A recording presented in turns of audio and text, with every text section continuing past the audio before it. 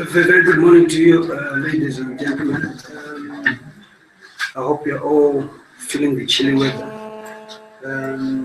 Thanks so much for attending this press conference. It was called by YAD, but through different departments, the external affairs will be involved today. Students Command for YAD will be involved today, and basically to just update you more on YAD's intended trip to South Africa on Friday after the invitation that we received from EFF in the launch of the manifesto at Orlando Stadium in the afternoon and the dinner in the evening as well.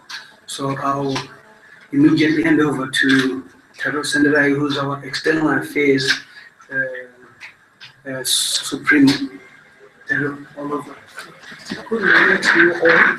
As one of the roles and responsibilities mandated to the position of the National Commander for External Affairs, which is to establish, promote, and maintain strong networks with progressive and like-minded national, regional, and youth organizations, and pursuant to one of YAD's objectives, which is to promote youth representation and participation in local and national policy formulation and decision-making.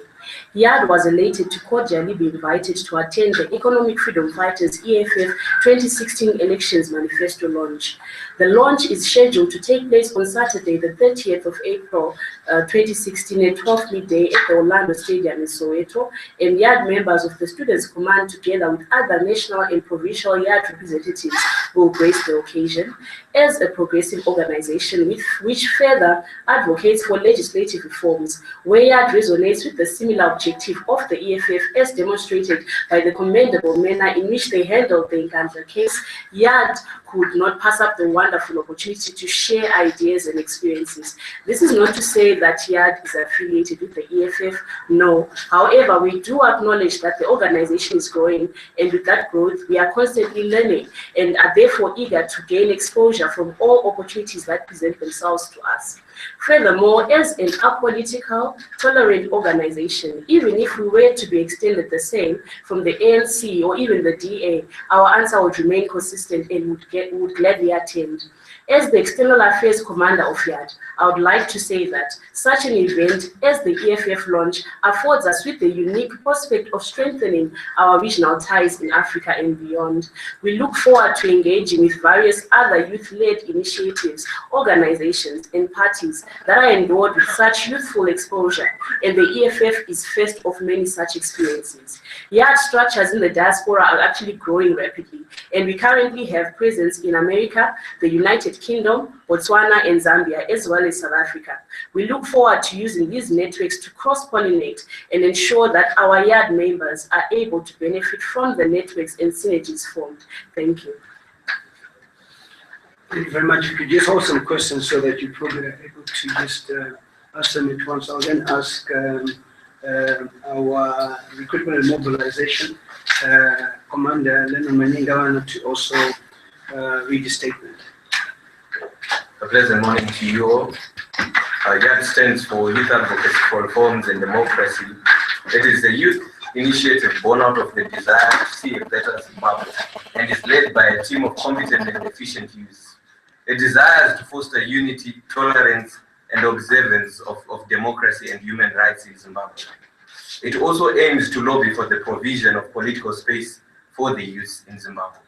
A fact that cannot be ignored is that YAD is clearly the fastest growing movement ever to be seen on the face of Zimbabwe, or even possibly the world.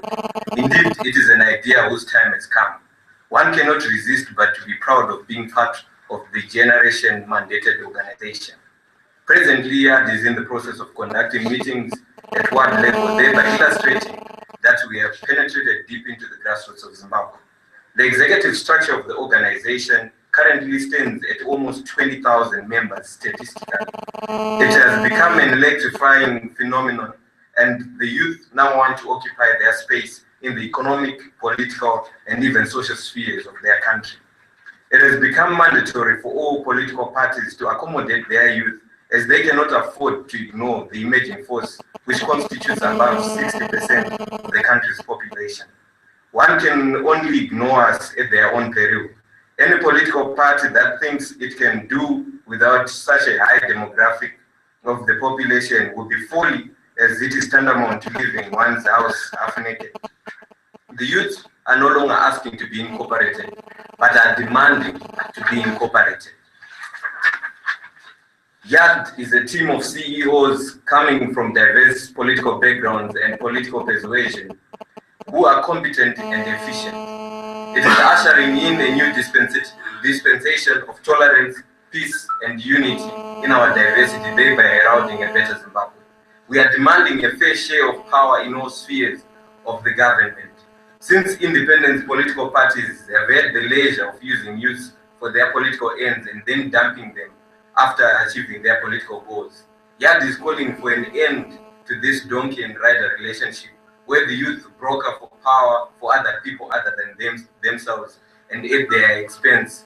It is time that the youth take power for themselves. YAD is growing bigger every day and has become a force to reckon with in Zimbabwe and even in the region and internationally.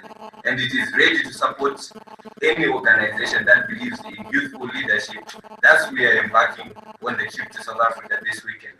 YAD is an idea that has come at the right time, preaching the right gospel, and driven by the right people. Our time is now. Thank you. Thank you very much. We will now go to the possible presidents. I'm sure you were listening to the statements that were made. I think it's also important to meet the person. And I think I'm now giving to Howard Magia to speak. Revolutionary greetings to you all, fellow comrades. First and foremost, allow me to say, is because interim president Howard Magira, we are now following the constitution. According to the constitution of Zimbabwe Congress of Student Union, it must not be affiliated to any political party or organization. But of late, the cause has been involved in party politics, in ZANU-PF politics. But today, I'm announcing the de-association of Zimbabwe Congress of Student Union from anything to do with party politics, with the ZANU-PF politics. I remain a ZANU-PF member individually, but not the organization.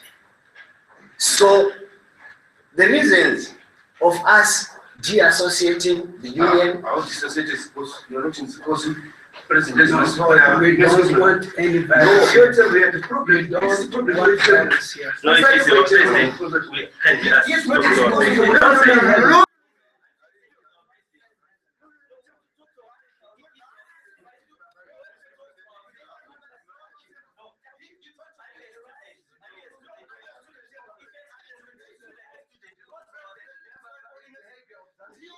No, we don't